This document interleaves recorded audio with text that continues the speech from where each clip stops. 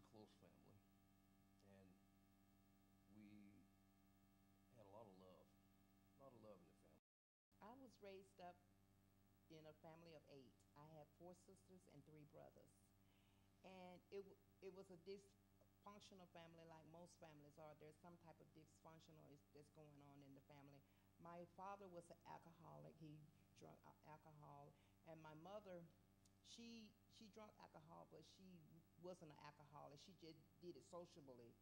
And they both worked a lot. So, you know, I didn't feel a lot of love from either one of them because they worked so much. Family of 6. I, I basically I was the youngest of them all, and after I grew up, after about a 10 years period, span of time, I basically just lost my whole family.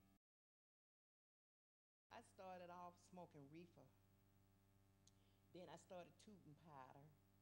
And then one day, living with my mom on Glenwood, it was a candy man that lived around the corner. So I went to the candy man house to get some candy and stuff, and their children was in the garage. And you know, when they came out, I was wondering why Eddie ran back into the garage. So I was curious as to what they were doing in there. So I went in there, and they were getting high, and so I tried it, and one thing led to another.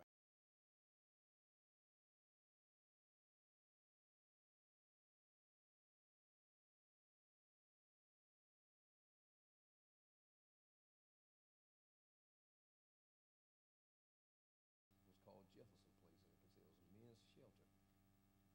I stayed there for basically about a year.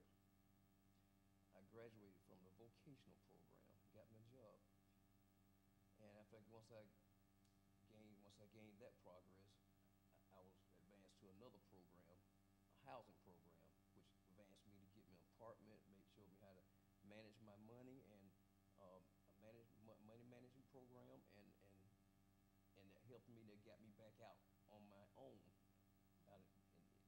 where I was able to take care of myself and support myself. Now, from here to where I've been, God, I can only say He's been good to me. It took for me to like fall flat on my face per se, become homeless with nowhere to live, nothing to eat.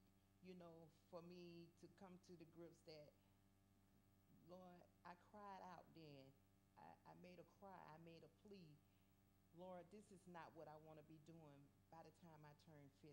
I no longer want to be doing this. I'm tired of getting high. And he heard my cry. And from that day forward, he ordered my steps and directed my path. And that's the day that I realized that there was somebody that had higher powers than me that loved me. Even though, in spite of all the stuff that I did in my addiction, there was somebody that cared enough for me to save me.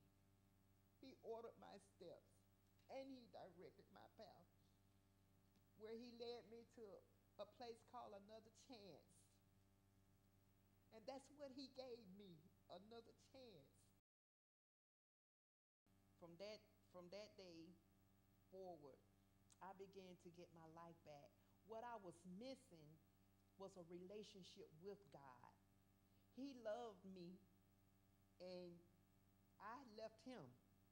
He never left me in spite of everything that I did.